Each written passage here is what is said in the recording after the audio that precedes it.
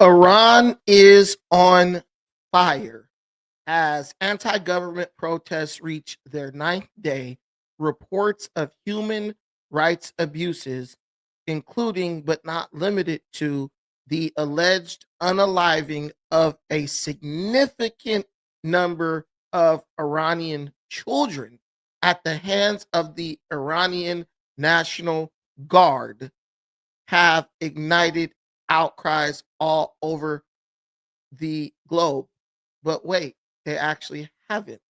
Where are the protesters who protested Israel's incursion into Gaza over the unaliving of children in indiscriminate bombings when there are Iranian children who are now being unalived?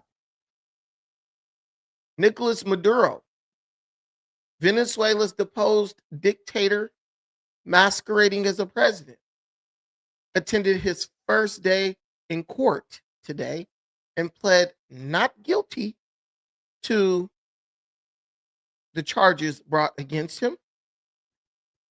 And our final topic of discussion is racism still alive? They just be concealing it. Is racism still alive? Is racism making a return? Or has racism ever really left to begin with? We're going to discuss that as well. But first, our lead story, breaking news.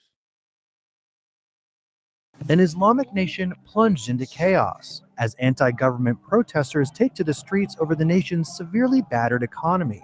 Why are there mass protests in Iran? And could the government's deadly response lead to U.S. intervention? Here's everything you need to know. At the end of December, raucous protests erupted across Iran as traders, shopkeepers, and students all joined together in heated rallies to challenge the Iranian regime's leaders and the country's lousy economic conditions, with a collapsing currency rate and sky-high inflation. Prices for food and other bare necessities have skyrocketed in the Islamic nation, with the inflation rate sharply rising to 42.2% compared to 2024. Iran also bumped up gas prices for the first time since 2019, which was met with anger from the public. Tensions flared in Tehran and several other cities across the country, all while security forces led by Iran's Ayatollah Ali Khamenei tried to maintain control. Shocking video posted on social media captured the moment protesters in the western city of Azna set a police station ablaze. The demonstrators could be heard chanting, "This is the last battle. Pahlavi will return," a reference to the royal dynasty's son, whose father was thrown from power during the 1979 Islamic Revolution. Videos also circulated on social media depicting Iranian civilians taking to the streets with chants calling for the fall of their radical Islamist government. According to the BBC, some students were booming with chants of "Death to the dictator" and "Death to Khamenei." A powerful video obtained by Iran International has also spread across social media and has drawn comparisons to the historic Tank Man photo taken during the 1989 Tiananmen Square protests in China. The powerful video captured a brave individual in all black sitting in the middle of the street in Tehran, their head calmly bowed, blocking police on motorbikes from riding down the road. While Iranian officials have typically attempted to clamp down ruthlessly on open dissent, like during the 2012 Arab Spring and the 2022 mass protests, Iran's President Masoud Pezeshkian sought to appease protesters, claiming the government would listen to their legitimate demands. But while Iran's president struck a more conciliatory tone, there's been an increasingly heavy-handed response by armed forces in recent days. According to a report from the nonprofit NGO Human Rights Activists in Iran, at least 20 people have been killed in the demonstrations, and nearly 1,000 have been arrested. Disturbing eyewitness video posted on social media allegedly captured the moment Iranian protesters were fired upon in the town of Malikshahi in western Iran.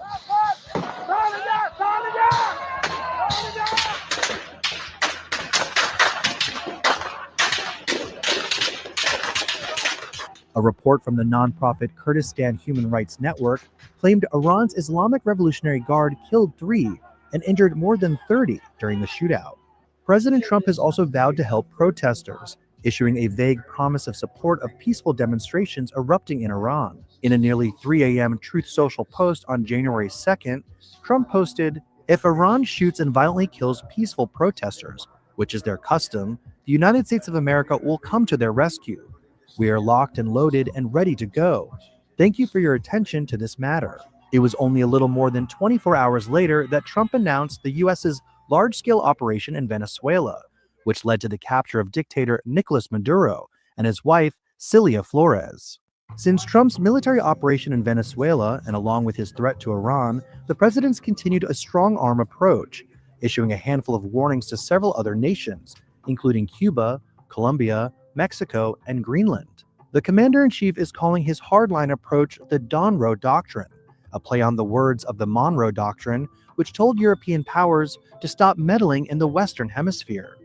Our new national security strategy, American dominance in the Western Hemisphere, will never be questioned again. Won't happen. In response to Trump's Truth Social post, Ali Laranjani, a former parliament speaker who serves as the secretary of Iran's Supreme National Security Council, alleged on X that Israel and the U.S. were stoking the demonstrations. Trump should know that U.S. interference in this internal matter would mean destabilizing the entire region and destroying America's interests. The American people should know Trump started this adventurism. They should be mindful of their soldiers' safety. Ali Shamkhani, an advisor to Supreme Leader Ayatollah Ali Khamenei, who previously was the council's secretary for years, also wrote on X that any interventionist hand that gets too close to the security of Iran will be cut. But new reporting from Reuters has revealed that Iranian officials might be putting up a front. A source close to Iran's leadership told the outlet that Trump's military action in Venezuela means Iran could be, quote, the next victim of Trump's aggressive foreign policy. On January 4th, Trump doubled down on his Truth Social remarks about Iran, telling reporters that his administration was watching the protests closely. If they start killing people like they have in the past, I think they're going to get hit very hard by the United States. Yes, and they need to be hit very hard by the United States. I support every single thing that Trump is doing, how he's handling Iran. But the reason, and the link is in the comments if you want to come up, Khalid, Mr. Muslim, come on up and defend it. I want the Muslims to come on and defend this, because weren't these people just singing the praises of Iran a few months ago when Iran was going at it with Israel? And their excuse for doing so was the fact that Israel did indiscriminate bombing in the Gaza Strip and was allegedly purposely killing children in those bombings. Now, I don't know how indiscriminate the bombing was. They gave days and days of notice. They told the people in certain parts of Gaza to leave those parts, go to other parts, because they would be conducting bombing raids in the Gaza Strip. But I'm not going to say that I don't believe that there was significant foul play. And I can believe that there was some indiscriminate bombing that took place in the Gaza Strip, and I believe, Israel has done things that could be considered human rights violations in Gaza. I'll say that. But notice how these people are totally quiet when Iran, the country, it's just a shithole, but for some reason, radical Islamic or radical Islam sympathizers, African American degenerate socialist, welfare recipients, and bleeding heart liberal college students lift Iran up as this like bastion of morality, right? I don't know why that is. But now that Iran is doing what Iran has done for decades, now that they are the ones indiscriminately shooting protesters, indiscriminately shooting allegedly unaliving children is crickets. It's crickets, which leads me to reiterate the point that I always make. These people do not value human life. They don't care about who's dying actually. They only pretend to care if they can weaponize that against the entities or forces that they do not agree with. That's the reality. I have a friend, Jakari. He has all the smoke in the world for Israel. Israel is the Jews did, just, anti-Semitic rhetoric, right?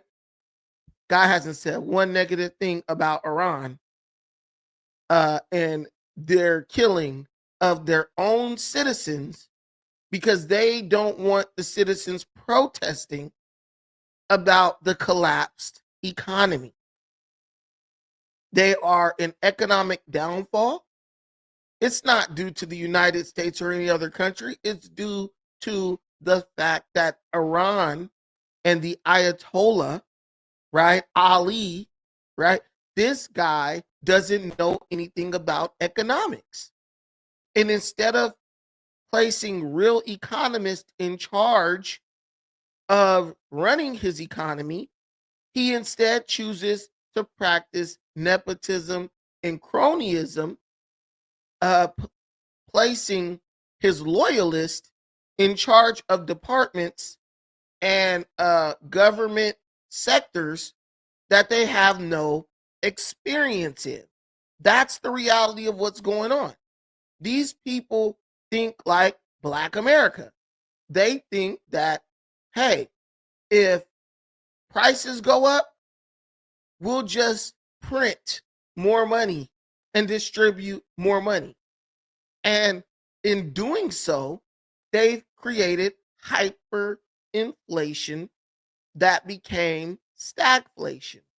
You might remember those terms from when Biden was president, when he also thought that he could fix the economic situation and the rising cost by simply printing more money. And we saw the American inflation go up to 14%. Well, Ali, he's doing this on steroids. He doesn't want to admit that he's losing the culture war. He doesn't want to admit that he's losing the geopolitical war. He doesn't want to admit that he's losing the shooting war, that he lost the shooting conflict with Israel. He doesn't want to accept that. He doesn't want to admit that. So instead, he destroys his country's economy rather than just saying, you know what, maybe sponsoring terrorism isn't worth the suffering of my people. He continues to print money, hyperinflate the economy, and then kill people when they protest about it. That's what's going on in Iran. Where are all the people who had all the smoke for Israel? Where are all the people who keep coming to me? Oh, the Israelis are killing kids. Where are they? See, if you have the same smoke for everybody who's doing wrong, or for everyone who does the things that you claim to be fighting against, well, then I could understand or find some type of common ground with you. But if you're okay with the unaliving of children, depending on who's doing it, I mean, there's no way I can find common ground with you. I don't agree when Israel unalives children, and I damn sure don't agree when Iran is unaliving children. My only question is this: what is Iran doing for you to where they have your undying loyalty, to where they are able to silence you and keep you from speaking out against their atrocities that they're committing? Oh, wait, they're willing to condemn Israel, the country that you hate. Me, I take the approach of I don't really care about Iran or Israel. But if they're doing something like unaliving children, both need to be held accountable. Now, Israel, I will say they were attacked first in this iteration of the conflict. They were attacked first. The October 7th attack, many people were killed, many people were kidnapped. So I do understand. You come touch my folks, uh, you come hit me and slap me in the face, better not nobody try to pull me up off of you, or I'm gonna get them too because you struck through the first punch or struck the first blow. But with Iran, they're instigating a lot with other countries. Their people are sick of being poor in a country that has billions and trillions of dollars of oil wealth. Why are the people living in starvation? Why is the Iranian rial worth only 42,000 to a single US dollar? I mean, that doesn't make sense to me. It can't make sense to you.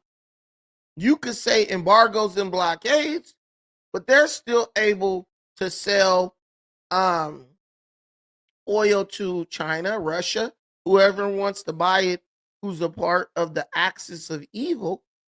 There's no way, and they've figured out a lot of clever tricks to get past, the United States embargoes. Obama dropped off pallets full of money with billions and billions of dollars on them.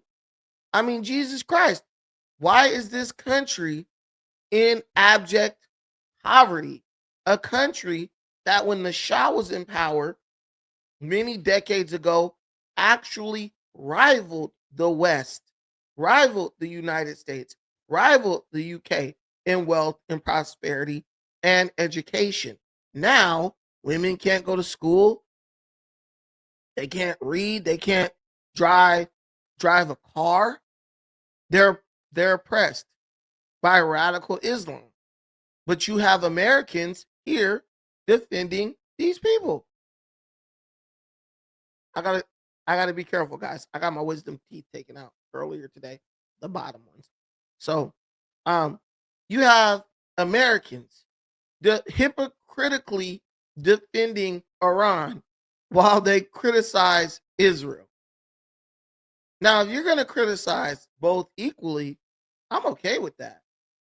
But what you're not gonna do, not if I have anything to say about it, you're not gonna just criticize Israel and then try to justify or rationalize the things that Iran is doing to its own people. They're not doing this stuff to Israelis or Americans. They're doing this to their own people. I don't see any protest over the little Iranian kids who are dying. What that tells me is you never cared about kids getting killed. All you cared about was using kids getting killed as a weapon against Israel and the United States. Let's keep our criticisms level. Let's have smoke for everybody. That's all I'm saying. I don't have a dog in the fight, but let's keep the smoke for everybody equally. And that's the only way you're going to facilitate any real change in the world. Just my 2 cents. You don't have to listen to me. You don't have to accept it. You don't have to believe it. Shout out to my boy Ali in the comments, my brother from another mother. Yes, shout out to Sucker Season Clothing. This beautiful hat, this material. I don't know what this is, velour, suede, what, but it's amazing. I love it. Just makes me want to keep touching it, even though I know I shouldn't. Shout out to the dentist who took out my wisdom teeth today. Shout out to bro. uh Excruciating pain before the procedure, significant pain during the procedure, But now the pain is greatly reduced. And unless I give myself some type of dry socket or something from talking too much, uh, we should be on the road to recovery. I kind of feel like I'm swollen on the side. I kind of look, it looks like that, but really I feel it here. But it's all good. We're in the building. Um, Please remember to support the stream, like, share, and subscribe if you have not already. We are in a new year. We're going to be employing some different strategies to get this channel where it rightfully belongs. So what I need is for all the people who support this content, click those videos, watch those videos, share those videos, and if you are in a position to do so, support our stream in a monetary way. Shout out to everyone in the comments. I see y'all. Believe me. Okay, so now let's move on. We need to go over to Nicolas Maduro, another dictator who all the socialists and everybody else are deciding to support. And if you haven't realized it by now, there is a theme that is taking place where it seems like these people are just going to support anybody who they feel is against Trump. It doesn't matter what they've done. It doesn't matter what type of atrocities they've committed. It doesn't matter what type of human rights violations they've committed. If they feel like this person is an enemy of Trump, they're employing the enemy of my enemy is my friend strategy. But the reality is dictators and cartel leaders are no one's friends. They'll smile and shake hands with you as long as you allow them to keep taking advantage of you. And Trump put an end to that. This, at least as far as the Nicolas Maduro situation is concerned. Let's tap in. this is how we're used to seeing Nicolas Maduro, a full suit, a Venezuelan sash, smiling and waving to the crowd. Today, he wore a prison jumpsuit, standing before a federal judge 2 days after his dramatic capture by U.S. forces. And CBS LA's Amy Johnson has more on what happened inside that courtroom and the protests that happened outside of it. Amy? Well, Pat and Juan, the Maduros pleaded not guilty to all the charges against them, and Maduro at one point attempted to address the court before the judge cut him off. In shackles and prison garb, deposed Venezuelan President Nicolas Maduro appeared in Manhattan federal court. "I'm innocent. I am not guilty. I am a decent man," he said through an interpreter, adding, "I am the constitutional president of my country." Sitting with his wife, Celia Flores, they each pleaded not guilty to 4 federal charges, including conspiracy to import cocaine and machine guns and conspiracy to commit narco-terrorism. Outside, hundreds of demonstrators gathered, some arguing against U.S. action in Venezuela, others celebrating Maduro's removal. U.S. forces captured the pair in Caracas early Saturday morning, and President Trump expressed complete confidence in the move. The case is infallible. Maduro hired attorney Barry Pollock, who defended WikiLeaks founder Julian Assange. Legal experts say he could try one key argument to get the case thrown out. Well, Maduro's defense is certainly going to argue that he gets absolute immunity as a head of state. Dave Ehrenberg, a former state attorney in Florida, says while the legality of Maduro's capture will be debated in Congress and the United Nations, in the courtroom, that won't matter. The law is clear that the manner in which a defendant is brought before a court does not strip the court of its power to try the defendant. The judge is not going to let Maduro go free because the arrest involved cruise missiles.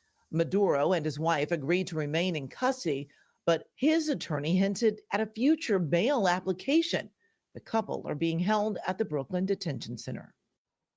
Now, at this point, Maduro's team has waived their right to a speedy trial, which means this court process could last months, maybe even years. Their next court date is March 17th. Back to you. Thank you, Amy. Well, there are mixed emotions in Southern California following Nicolas Maduro's arrest. Okay, so Maduro is on trial. He pled not guilty. He's gonna get convicted. You know it, I know it. The evidence against Maduro is overwhelming. If you remember, there was a man named Manuel Noriega. Do you guys remember him? Do you guys remember Manuel Noriega, who was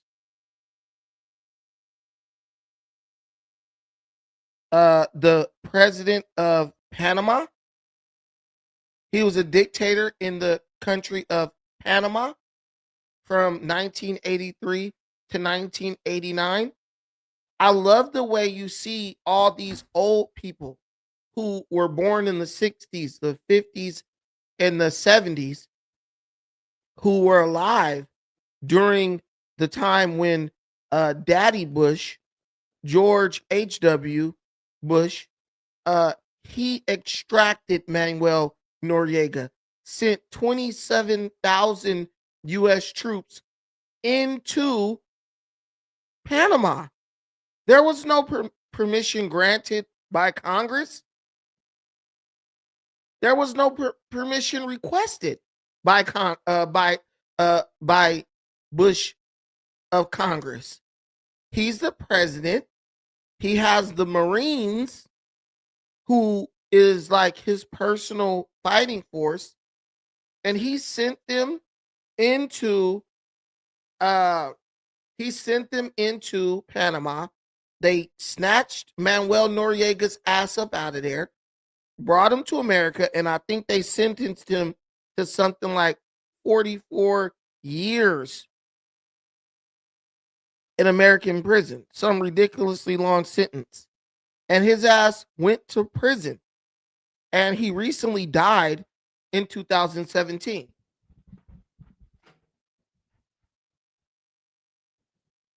So I really don't understand. Well, I understand, but it makes no sense to act like this is something new that the United States has never done. They only have an issue with it because it's Trump. So when you look at people like Chuck Schumer and the other dinosaurs that are in Congress and in the Senate, many of those people were alive and they were adults during that time and they had no issue with it. But now, because it's Trump, it's a problem. When Obama first put the $15 million bounty on the head of Nicolas Maduro, Schumer had no problem with that. He was in the Senate. He had no problem with that. When Joe Biden raised the bounty to 25 million, Schumer had no issue with it. But when Trump raises the bounty to 50 million and then goes and gets his ass out of Venezuela, now Schumer has an issue. Let me read this. On March 9, 2015, President Barack Obama issued Executive Order 13692, which declared a national emergency due to the unusual and extraordinary threat to the national security and foreign policy of the United States posed by the situation in Venezuela. Rewards for Nicolas Maduro's capture were instituted. So Obama put that in. After Maduro's disputed 2024 re-election, the Biden administration increased the $15 million bounty to $25 million for the arrest of Nicolas Maduro. The Trump administration, during Trump's second term, in August 2025, doubled the reward to $50 million after the U.S. designated the Maduro-led Cartel of the Suns a specially designated global terrorist organization. So they had no issue when the bounty kept getting raised, right? They only had an issue when Trump actually went and got him, arrested him, and put him on trial. Now, guys, I'm sorry, but a lot of people think, yeah, well, these people just side with whoever they think Trump doesn't like. But I'm starting to believe that the Democrat Party has a lot of secrets that they don't want exposed. And I believe people like Nicolas Maduro and other dictators around the world know this. Remember the situation that happened with Joe Biden and Burisma, the company in Ukraine, where Biden forced them to get rid of the special prosecutor, or he was going to make sure that they did not receive a $1 billion aid package from the United States? That type of shit is going on all over the world.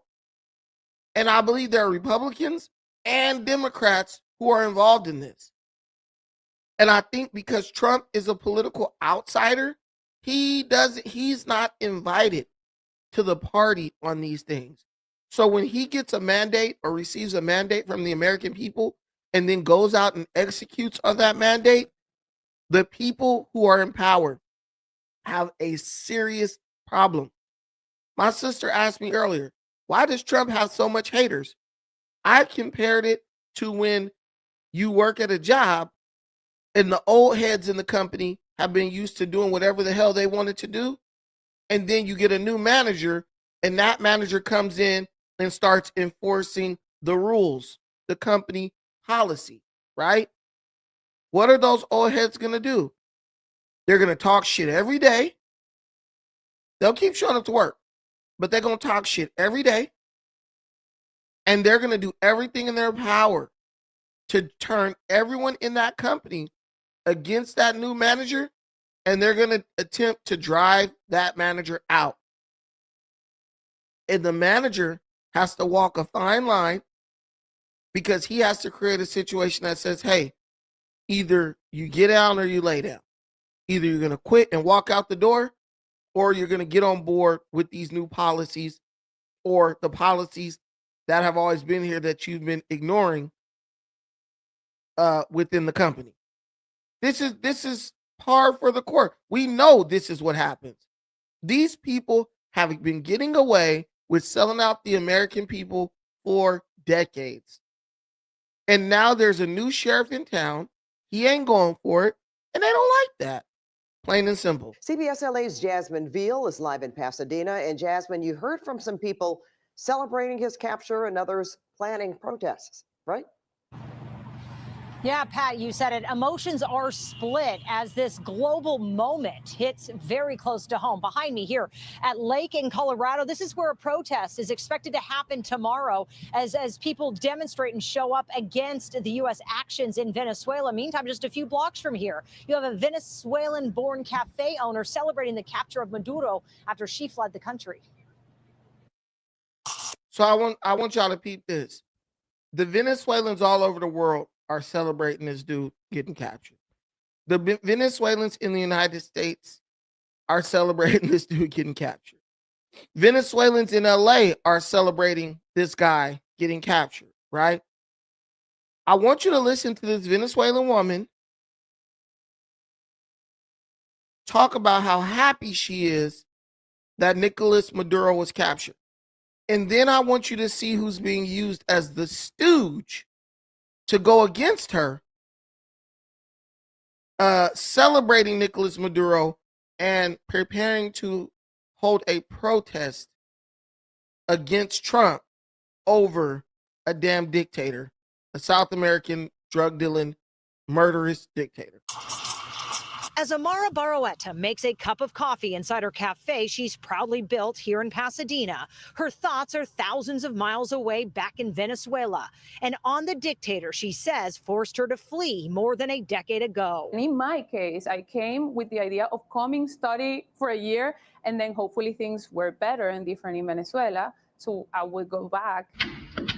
but she never went back. She had already survived being held at gunpoint and kidnapped. When U.S. forces captured Venezuelan President Nicolas Maduro in Caracas early Saturday morning, the news felt deeply personal. He's a criminal, so I'm really happy he's captured. She had hoped change would come through elections. As of last year, we tried that after many attempts, and we finally had proofs that the Venezuelan people didn't want Maduro in power. He still stayed. Not everyone sees his capture the same way, including John Parker with the Harriet Tubman Center for Social Justice. He was part of a U.S. delegation to Venezuela a few weeks ago and met Maduro. Where are you from? So here we go. The African American who's a part of the Harriet Tubman Civil Rights Coalition goes to Venezuela because he's obviously a socialist. He gets to meet Maduro. He ignores the inhumane poverty in that country. You know, he saw it. He was there. He gets to meet the president. And now he's back in the United States ready to hold a protest against Donald Trump on behalf of Nicolas Maduro. Understand something about Black people. The vast majority of Black people will sell out their own community. So do you think they have even a thought of selling out the United States? He's going to sell out his own country because he got to shake the hand of a damn dictator, and that makes him feel important. Of course, he wants Nicolas Maduro to go back to ruling over Venezuela, not because he's a good president, but because he can say, yo, I met the president of Venezuela. That's my homie. That's my friend. But why is it always the Black person being used as a stooge to defend degeneracy? And just like the America, in my opinion, is becoming more and more like the Black community every day, where you have people who know better, defending criminals, defending predators, defending people who commit heinous acts against members of their own community. And this man who you're about to see is one of them. It is not the criminals that are the problem. It is not Maduro that is the problem in Venezuela. It is the people who defend Maduro, who know Maduro is committing human rights violations. They know Maduro is allowing the drug cartel to run the country. They know he's doing that. But as long as they are given access, and as long as they are being shielded or cushioned from the negative impact, they will continue to support him. From Los Angeles in California. Parker shaking hands with the now ousted Venezuelan president when he visited parts of the capital, and he says he plans to fly to New York to join the demonstrations against what some call a kidnapping. It was an opportunity to see what's going on in Venezuela, sort of talking about taking on the idea that Maduro is a dictator or that the people are oppressed. And what we saw was the total opposite of that.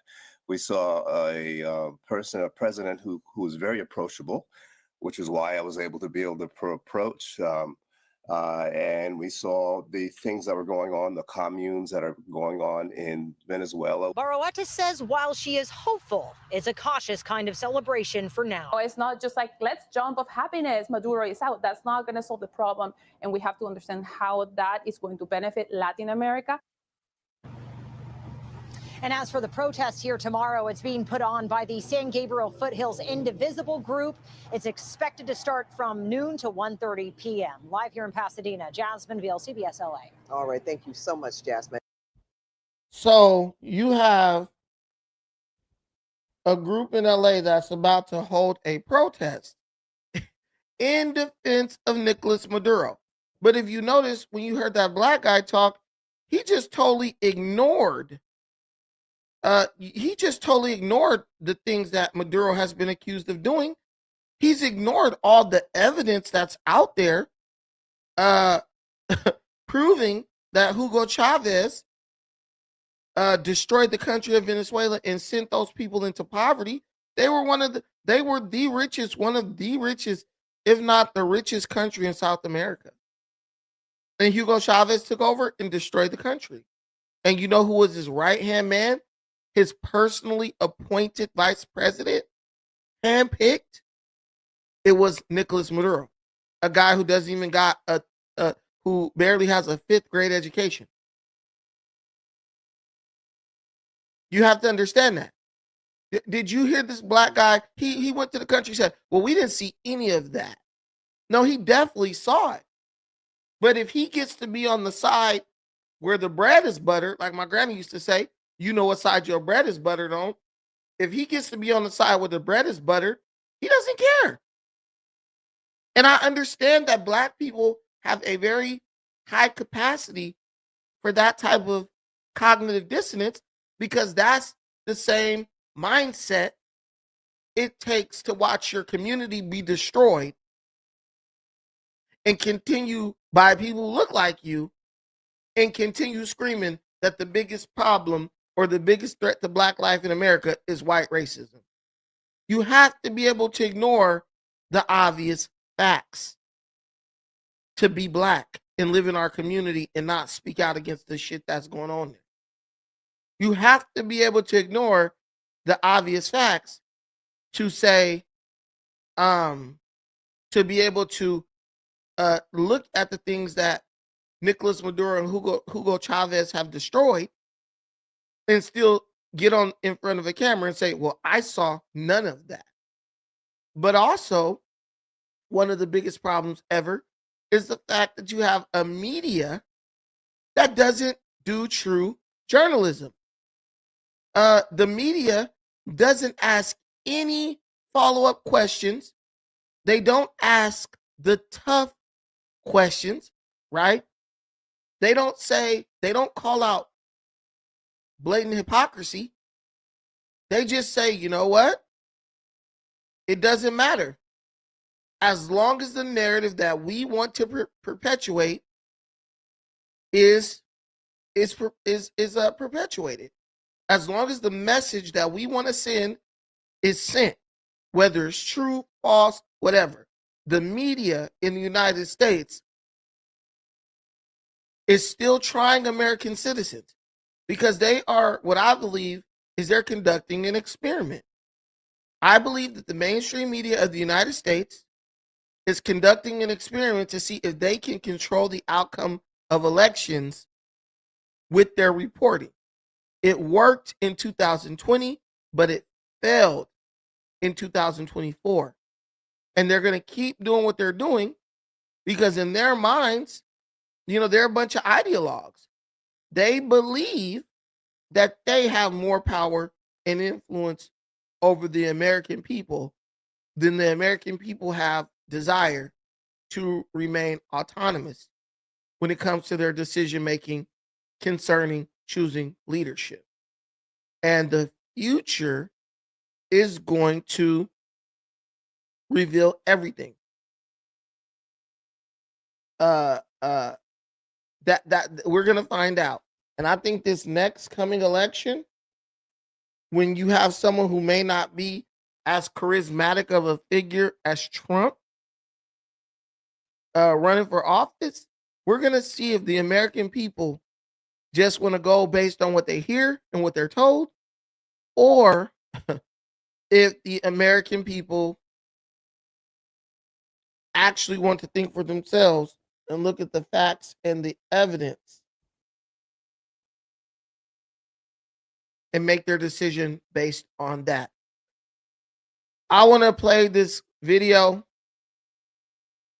You guys might not like this video. I don't know. But I want to give you a quick idea of what's going on in Venezuela. All the stuff that this guy said, I didn't see any of that. Well, it's there. He just wasn't trying to see it, obviously. Once there was a Let's learn. South American country with a promising future. It had a functioning democracy, a rapidly developing economy, and a growing middle class. All the important indicators, including education, healthcare, and foreign investment, were pointed in the right direction. It was far from perfect, but the mood was hopeful. and with good reason. But now all that promise is gone. Yo, we got somebody from Tehran in the building. Imati Princess 6389. Hello. How are you doing? I hope you guys get the liberation that you're seeking. We are definitely listening to you. We're on your side and we understand what you're going through. Don't worry about the mainstream media. The independent media is here and we're telling your story honestly. So I hope you enjoy and let me continue breaking down these socialists. Country is a failed state, a hollowed out shell of its former self. Services like power and water are sporadic. The most basic consumer goods, from bread to toilet paper, are in chronically short supply. Crime has skyrocketed. Freedom of the press is almost non-existent. Democracy has been replaced by a virtual dictatorship. The country is, I'm sorry to say, my beloved Venezuela, a place in which my family has deep roots. I can tell you what happened to it in one word: socialism. In 1999, then candidate for president Hugo Chavez promised to lead the people of Venezuela to a socialist paradise.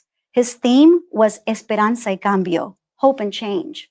Venezuela is a nation of great wealth, Chavez said, but it's being stolen from its citizens by the evil capitalists and evil corporations. This wrong would be righted, he assured the voters, if they... Now, mind you, he ran in 1999. Who came 4 years later using that same slogan, hope and change? Barack Obama. So when you hear people say that the first black president was used to usher in the push for socialism in America, they're not lying. They're not conspiracy theorists. They are literally telling you what actually happened. He stole a slogan from a communist dictator. What's going on with this?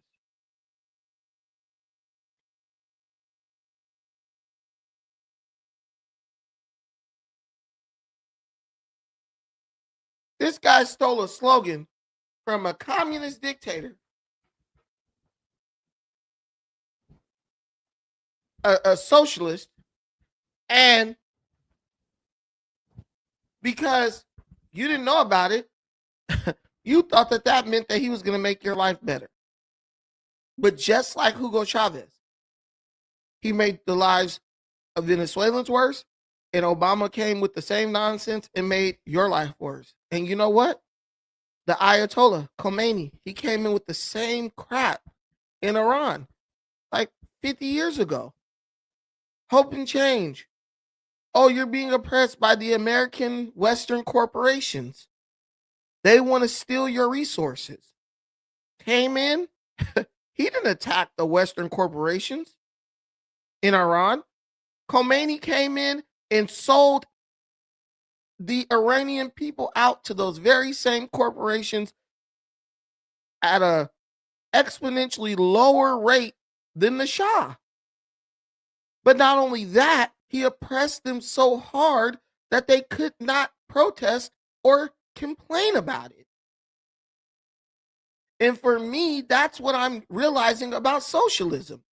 Socialism is where they come do the same exact thing, worse, but they create an environment where the people cannot complain. At least under capitalism, if something's being done to you, you have the right to complain. That is why you see countries like the UK and these other European nations where the government is selling the people out. Economically, they want to be capitalists because the wealth that it brings. But culturally and socially, they want to be socialists because that gives you the power you need to silence the population and keep them from protesting. Straight up. So this is what Hugo Chavez did. Hope and change. We're going to take the money from the corporations.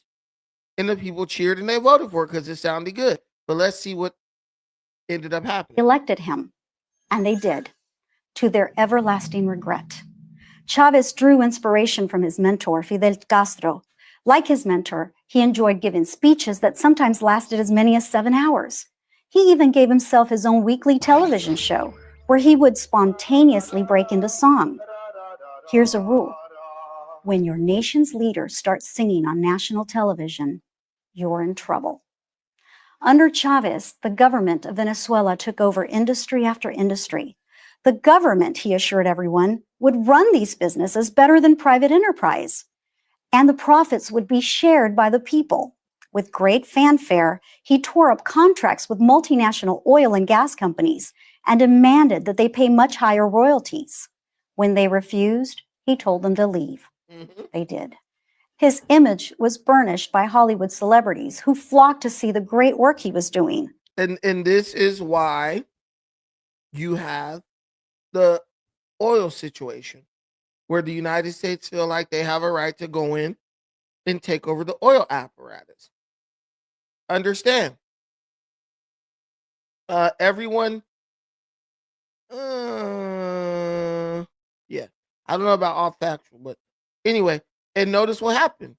As he came in, the bad things he was doing were overshadowed by the fact that you had celebrities, Hollywood celebrities, going down there, shaking hands with him, praising him, because they thought that this guy was going to bring socialism to the Western Hemisphere. But ultimately, let's see what happened, and let's see if any of these people, Harry Belafonte, Danny Glover's old knock-kneed ass, or Sean Penn's washed up ass. Let's see if what they're saying now. They're not saying anything. Taking money from the rich and giving it to the poor. Progressive politicians from the US and Europe also praised him lavishly. Here's another rule. When Hollywood celebrities visit your country to praise your leader, you're in trouble. When the leader sings on national television and is praised by Hollywood celebrities, you're doomed. Right. And that's what you were going to get with Kamala Harris. You had all these celebrities praising her. She up on stage trying to dance and shake her booty and sing. Yeah. You vote for someone like that, you deserve everything that you get, because they're trying to distract you from the fact that their policies are unhinged. Socialism always works in the beginning, so people are fooled in the beginning. It's easy for governments to confiscate money, but eventually there's no more money to confiscate. In the case of Venezuela, I mean that literally. People who could get money out of the country did. Many left the country altogether.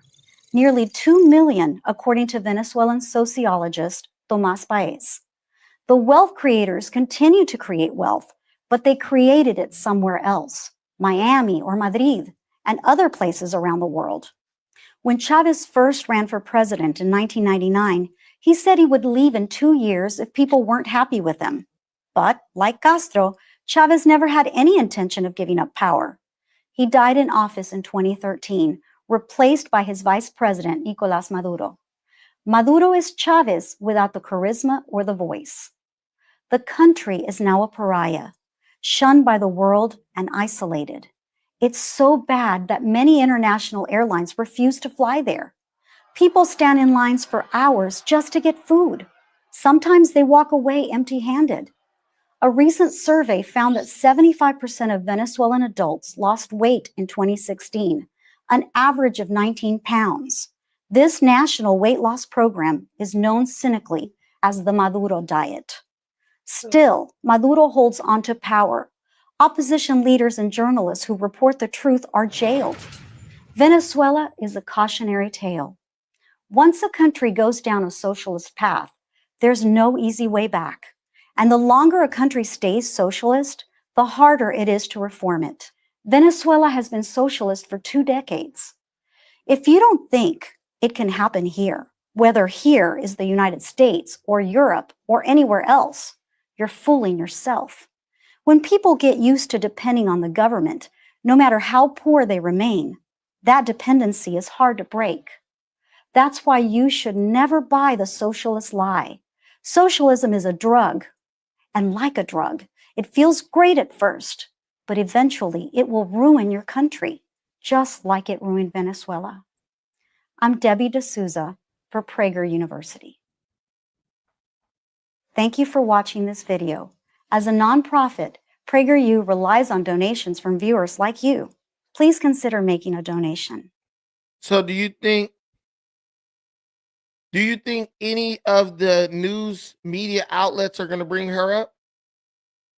You notice they're not interviewing any Venezuelans.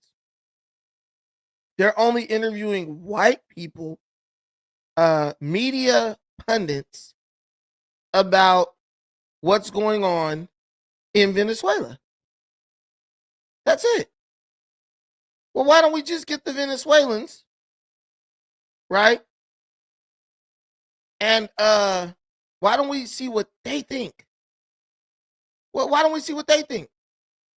We have the internet, so we can see what happened during Nicolas Maduro's hearing as anti-Maduro protesters clashed with pro-Maduro protesters.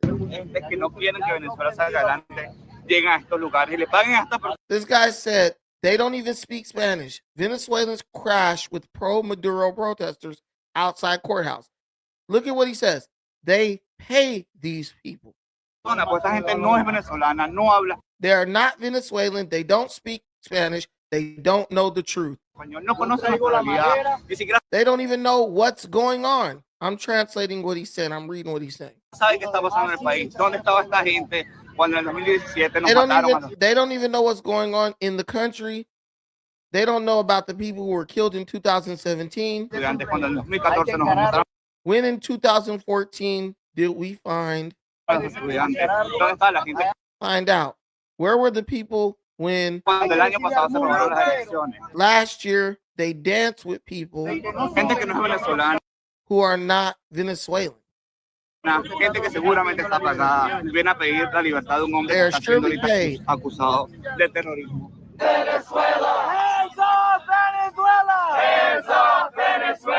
Yo, not a single Venezuelan person in the pro-Maduro crowd. I see an Asian. I see whites. This looks like it might be a Puerto Rican. Looks like it might be an Islamic terrorist. Everyone knows what's best for Venezuela, except they don't want to listen to what the Venezuelans are saying. No war with Venezuela! No war with Venezuela! That's an Asian. Not a penny, not a dollar! Not a penny, not a dollar! We won't pay for U.S. slaughter! We won't pay for U.S. slaughter! Not a penny, not a dollar! Not a penny, not a dollar! You should take the witness! Witness! Arrest him! Arrest him! Arrest him there, right there! Thank you very much. That guy right there, the man, hit me first. No, he wants it. He hit him first. He let it. You fuck you, liar. Don't walk away. Don't walk away. Hey, coward, don't walk away. Oh, you guys should have arrested him. You guys should have been arrested. Que viva Donald Trump. Que viva Donald Trump. Que viva Donald Trump. Que viva Donald Trump. Que viva Donald Trump. What are they saying? Long live the Venezuelans are chanting long live. I think que viva. I don't know what that means, but que means like what, right? Yeah. I don't know. What does que viva Donald Trump mean? But they clearly seem like they're happy with Donald Trump. Que viva Donald Trump. Que viva Donald Trump. Que viva Donald Trump. Que viva Donald Trump. Que viva Donald Trump. Que viva Donald Trump.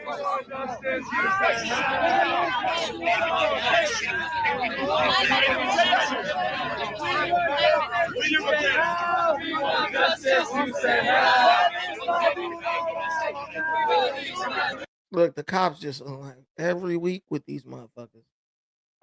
Okay. So listen, this brings me to my last point. Racism's still alive, right? It has just transformed. It's evolved into something that many people don't recognize. Racism is when someone gets on the internet and tells you that if you don't vote for them, you're not black. The reason why that is racist is because they are attaching your identity to whether or not you support them. The reality is you will be black no matter who you support, and you will be black whether you choose to support no one at all. Well, it is evolving right in front of our eyes. Biden ushered in this new evolved form of racism, and now you have white liberals and their minority lapdogs telling people who have a shared cultural or social experience that they are not qualified to speak on what's best for their homeland because what they are saying does not align with the liberal socialist anti-Trump narrative. That's where racism has manifested. When people are ready to silence you because your lived experience does not fit their narrative. And that is what you're looking at. You're looking at a bunch of white liberals and their minority lapdogs tell the people of Venezuela, hey, you guys don't know shit about what happened in your own country. You don't know why you fled Venezuela to seek asylum in America to get away from Maduro, right? But the funny thing is, they were just criticizing Trump for deporting Venezuelans back to Venezuela. So out of one side of their mouth, they'll defend the Venezuelan gangs, Tren de Aragua, and say, oh, they're just innocent asylum seekers. Well, my question to them is, who are these people seeking asylum from? It's cognitive dissonance. We understand that they needed to leave their country to escape Maduro's violent regime, right? But at the same time, we're going to condemn Trump for removing Maduro, whose violence and human rights abuses drove millions of his own people out of his country. I mean, make it make sense. One minute they're saying they're asylum seekers, leave them alone. And then the next minute they're defending the person who they needed to seek asylum to get away from. You can't make this shit up. Shout out to my brother Africulture Concepts. Y'all got to support the channel, man. Yeah, we do appreciate your support. I mean, I feel like I'm exposing stuff and I'm dropping jewels. How are these people? How is it that these people, 2020 through 2024, were defending Venezuelans, saying they understood why Venezuelans had to leave Venezuela to seek asylum in the United States of America, but now in 2026, just 2 years later, they are literally going out protesting against Venezuelans in defense of the very man who abused these Venezuelans and drove them out of their home country. Make that make sense. Thank you guys for watching this. I appreciate every single thing you do for me and this channel. Till the next time, take care of yourselves. But most importantly, don't be a hypocrite. Peace.